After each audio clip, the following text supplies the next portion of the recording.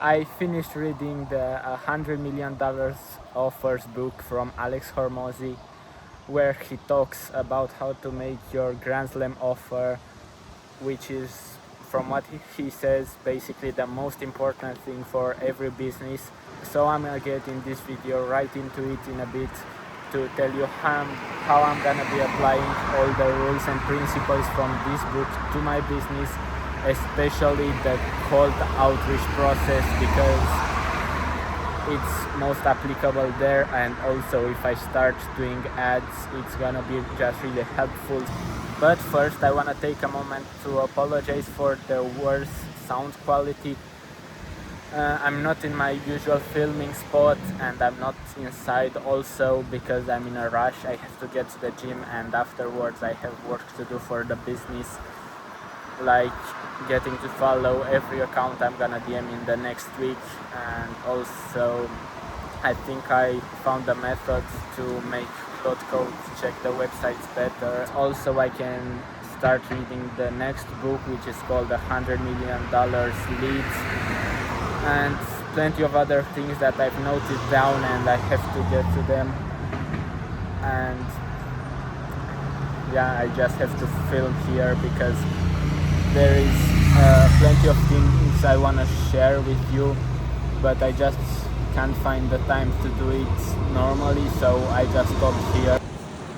And I know this might not be an excuse to not film in a good spot to actually make great content, but I just want to get this info to you guys and also be able to focus on the business. So that's what I decided to do. It won't happen every week, but for now this is what I figured out. So enough with the complaining and apologizing. Let's actually get to talk about the actual things I did.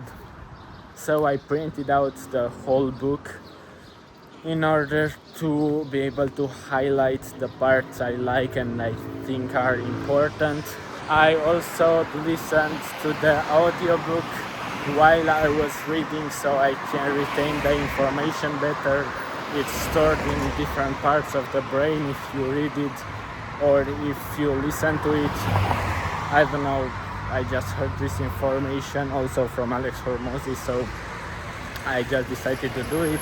So the core principle from this book was to teach us, the readers, to over deliver like crazy, to offer much more value than we are actually charging. So for example, if my services are $500, to give away value worth of $2,000 or something like that, so it feels dumb for the person not to purchase, and you have to have a premium price so you can differentiate from your competitors in that way, because the people will think you must have something different from the others if you are able to charge this much.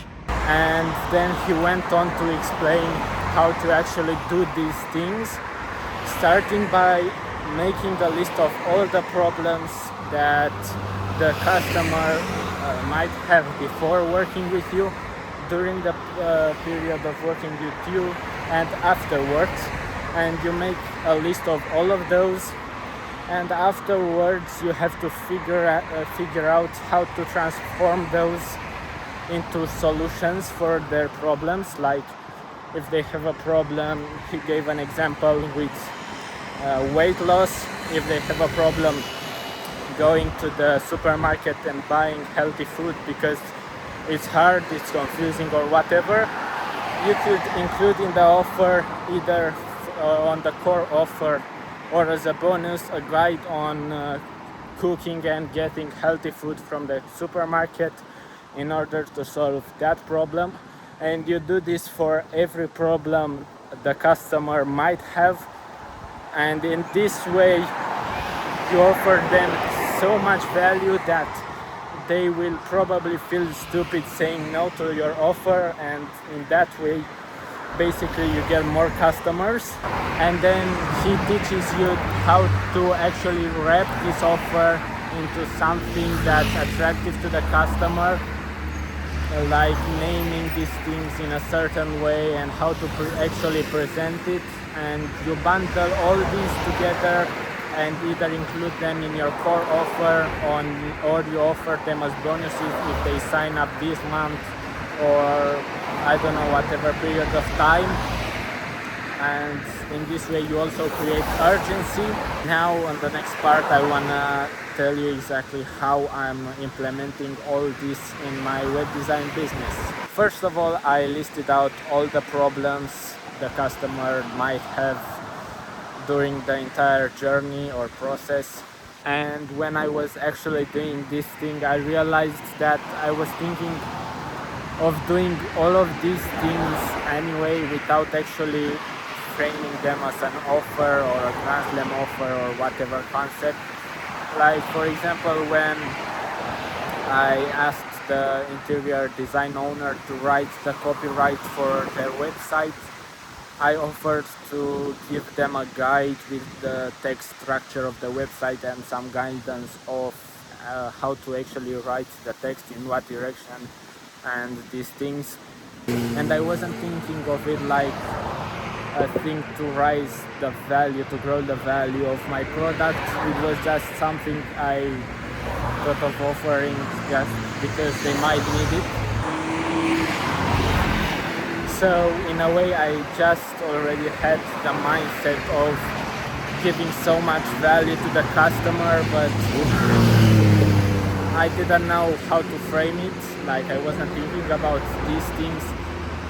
The same thing happened with the admin panel. I was thinking of offering to the business owners so they can modify basic things on their website and it will update live, and I would also build that with Claude and give it to them just included in the service.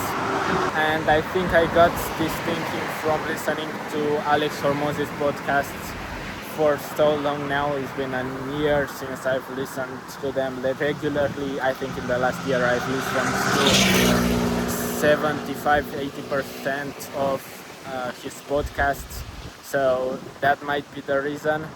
And now that I've read the book, I actually know how to give all of those things to the customers and frame it in a way so they feel different about it, and promote all of these things in the initial offering so they know about all of these. And also, if they say yes faster, I can give them these as bonuses so they have a wow effect and they keep working with me from then on. And yeah, basically I had the ideas in my mind to offer these things. I just had no idea I had to frame them in a way so it attracts customers. And also I was thinking of starting doing ads on Instagram to actually promote all of these things as my core offer, so I can get customers in that way besides the cold outreach process that I'm doing right now. In the book, Alex was also talking about some type of guarantee, and you actually should put it like up front for the customer to see it the first time. You should be proud of it. It should be part of your core offer to have some kind of guarantee. And for myself and my business, I was thinking about something like, first of all, if we don't launch the website within a certain period of time, I have to decide exactly what that is. If we don't do that, then we will keep working for free until we actually launch the website. And the recommendation of his was to stack up some guarantees. And my second one, I was thinking of doing something like, we will work on changes on the website 90 days after we launch for free, so they have basically nothing to lose, and it's just another thing to add value and help them decide if they want to work with me or not. And also from reading this book, I realized that I've made a mistake with the copywriter. Alex talks some things about urgency and scarcity and how to make these things ethically. And I realized I didn't apply these rules when talking to the copywriter, because I said that the offer had no time limit, like it would stay the same until she decides, basically something like that. And I think maybe it was the right thing to do, since I'm in the beginning and I'm not in a position probably to refuse clients, even if they say they want to postpone us working together for a month. But from what he was saying, you should say that the offer is still available until like next Monday, for example, because then you will have to start contacting new clients, or you have a list of clients waiting for your services or something like that. Or maybe give her a bonus for signing up today. This was also a tactic that was in the book, to give her a certain bonus if she if she decides on it right now or after 2 days. And that might have got her to actually sign with me right that day or that week, and not wait until June. But it's not that important, since it's not a big amount of money.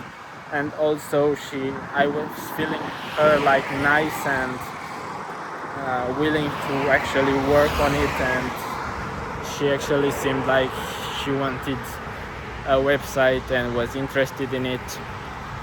If I end up not closing her, I'm just assuming I've made a mistake.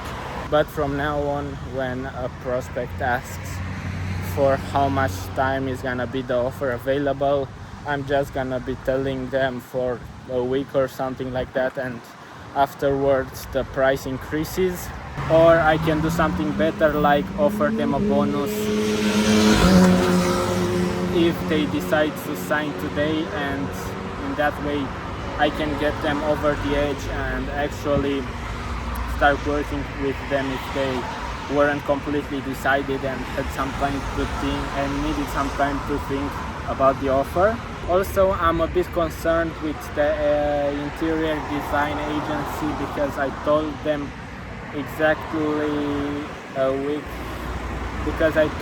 a week ago to send me the text document with the copyright for the website as soon as they got it done.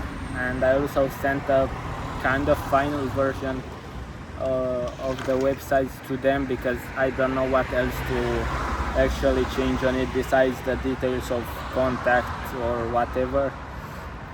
They didn't tell me anything about what to specifically change, so I'm assuming they don't have any objections. They said they will get to write the document as quick as possible, but I can't be waiting for them for a month just to send me the text and photos. So I'm thinking of putting a new rule for future clients to send me the texts for the website in 1 or 2 weeks. I haven't decided yet. And if they don't do that, the price will increase or something like that. The only problem with that would be I have to actually have a contract to enforce this, because if I just tell them this and they don't do it, I can't do anything about it. It has to actually be a contract where they agree to do all of these things, and some other points I'm gonna include there. And I just looked at my notes, because I said earlier that I have some things to do that I've noted down, and I didn't want to just leave it like that with 2 things, so you think that I just don't want to film. I have to watch I have to watch a 2-hour webinar about some agentic OS with Claude. I have to understand what it is because I've been hearing the term a lot recently, and also I told myself I'm gonna learn a little bit about like theoretical design structure, like how to get people to look in certain places, like basically learning the principles of web design, because I haven't done that, even though I'm capable of doing the actual design with Cloud Code and put what I have in my mind on a website. I still don't know the principles behind the good websites, and I want to be able to do that in order to actually create sites that convert and make the users go in certain places where the CTA is, or whatever information, whatever important information is, like guide the user through the actual structure of the website the way you want it and the business owner wants it. And I realized that I don't actually know how to do that, so I want to learn a little bit about this. And yeah, those were the other two main things I have on my schedule today. And since I'm sharing everything on this YouTube channel, I want to tell you something that happened with this YouTube channel in the past month, because I think 3 or 4 weeks ago I posted a video for the cold outreach process documentation or something like that, and I made the thumbnail that I thought was good at the time, and I still think it's good, and it made 20 views until now. Then a week later I posted a video that I've also spoken before, that I'm glad it did great with 20 views also, and I also thought the thumbnail was great. And then the next 2 videos I tried to keep the same thumbnail style and same title style, so I can assure it will work. And I can't explain why my latest 2 videos got 2 views each or something like that, even though I respected the same principles I used in the previous 2 thumbnails, and same for the titles.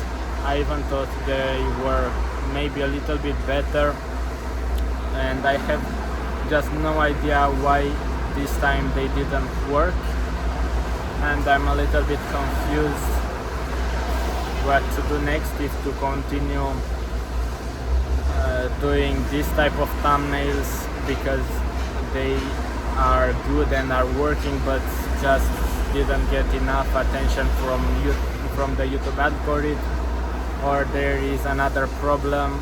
I'll have to think about it. And that was all for today. I've said everything I had on my mind and wanted to share with you guys.